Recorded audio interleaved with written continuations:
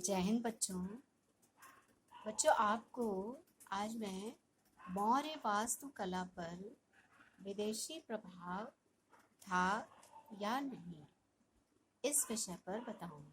कुछ विद्वानों का विचार है कि मौर्य वास्तुकला पर विदेशी प्रभाव था और कुछ विद्वानों का विचार है कि मौर्य वास्तुकला विशुद्ध भारतीय कला है।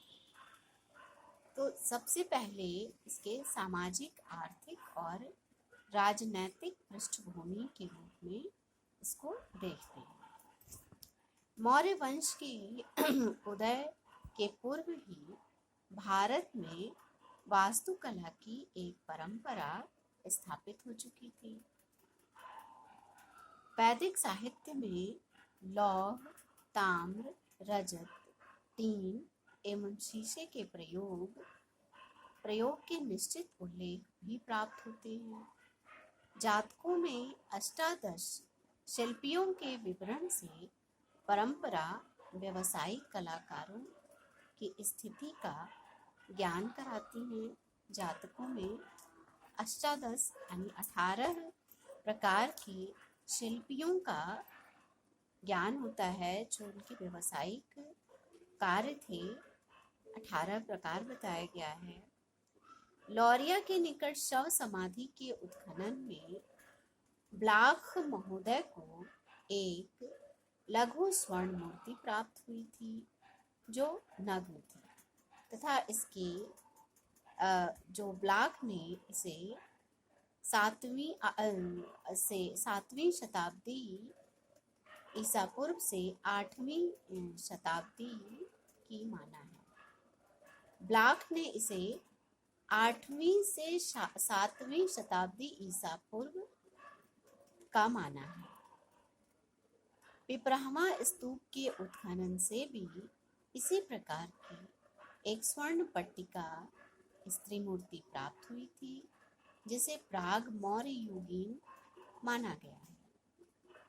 इन सबके साक्ष्य हैं।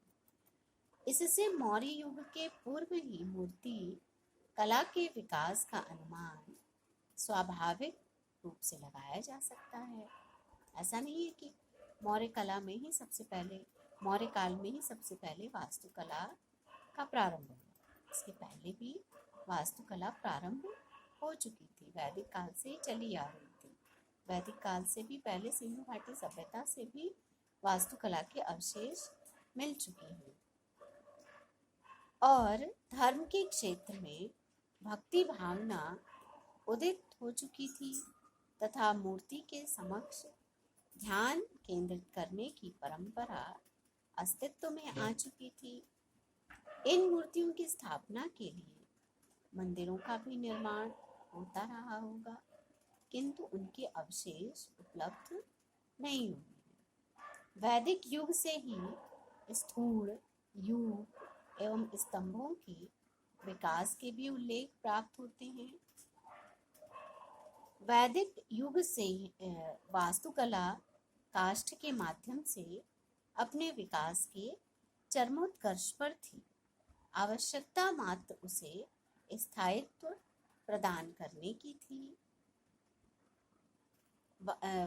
मौर्य वास्तुकला में कला को स्थायित्व मिला। इसके पहले से ही कला निरंतर विकसित हो रही थी, अस्तित्व में थी, चली आ रही थी, और मौर्य काल में आकर के वास्तुकला को स्थायित्व प्राप्त हुआ। कला राजनीतिक शांति एवं सुव्यवस्था तथा आर्थिक संपन्नता के अभाव में गतिशील नहीं हो सकती।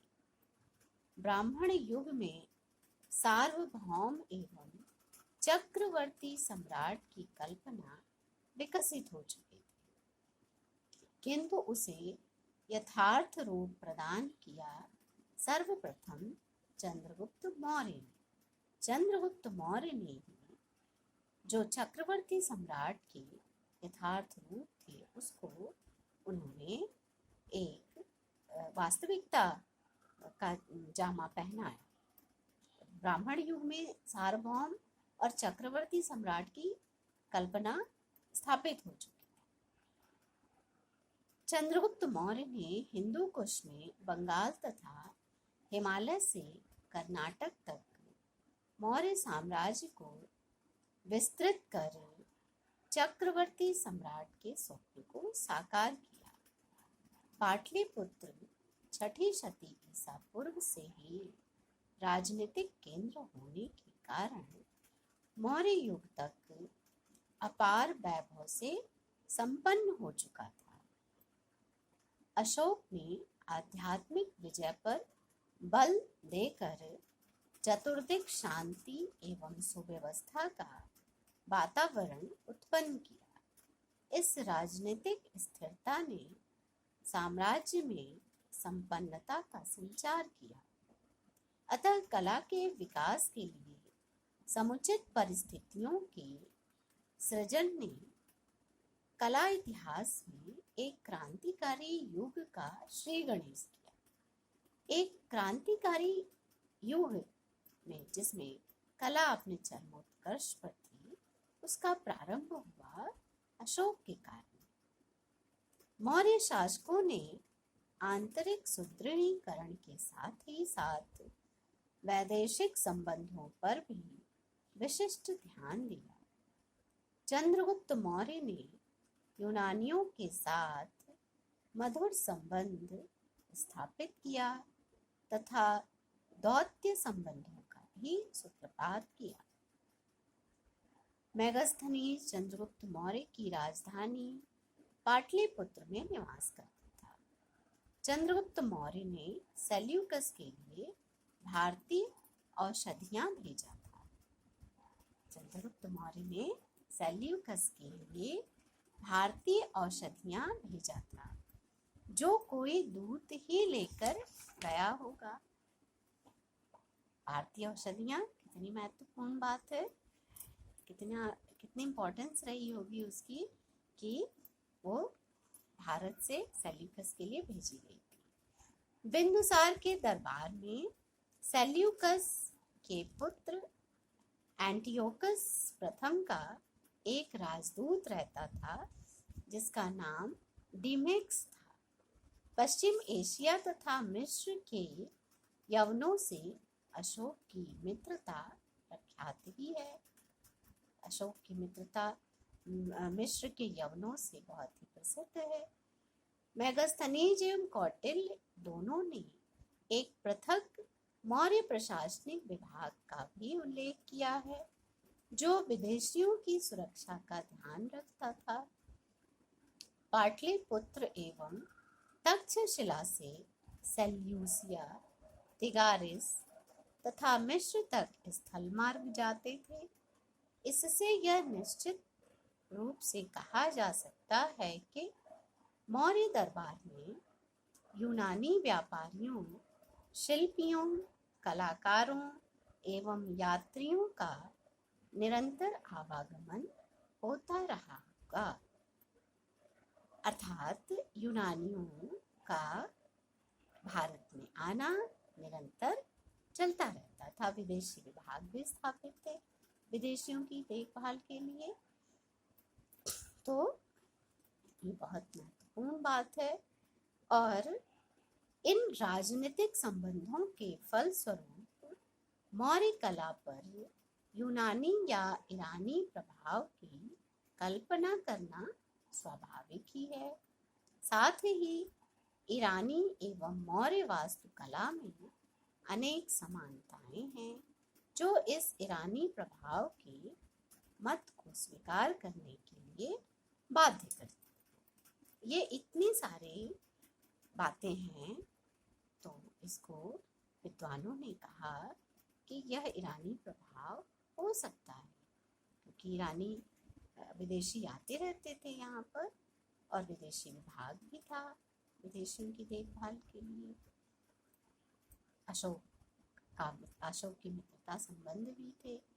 तो ईरानी और मौर्य वास्तुकला में क्या समानताएं थी? सबसे पहले ये है, ईरानी एवं मौर्य दोनों के वास्तु अवशेष पाषाण प्रधान हैं। दोनों ईरानी और भारतीय मौर्यकालीन दोनों के वास्तु अवशेष जो है वो पाषाण से निर्मित है, पत्थर से निर्मित है। दूसरा, पाटलिपुत्र के राजप्रासाद के स्तंभों एवं अशोक के स्तंभों का निर्माण सूसा, एक पतना, नक्शेरुस्तम तथा पर्सिपोलिस के राजभवनों के स्तंभों के समान हुआ है।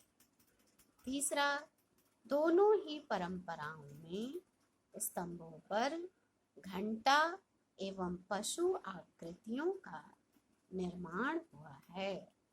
चौथा, दारा महान के काल में निर्मित ईरानी राजप्रासाद के स्तंभों एवं पाटलिपुत्र के स्तंभों पर लता पत्रावली एक समान है।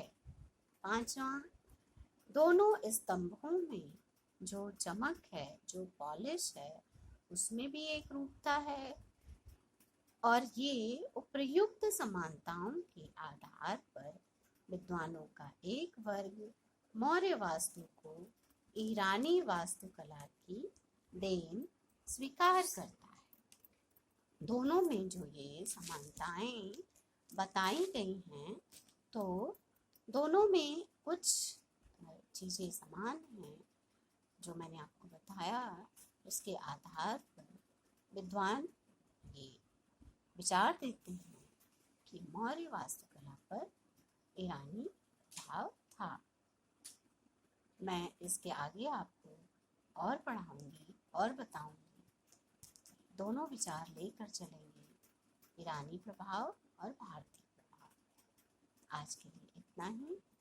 धन्यवाद। जय हिंद।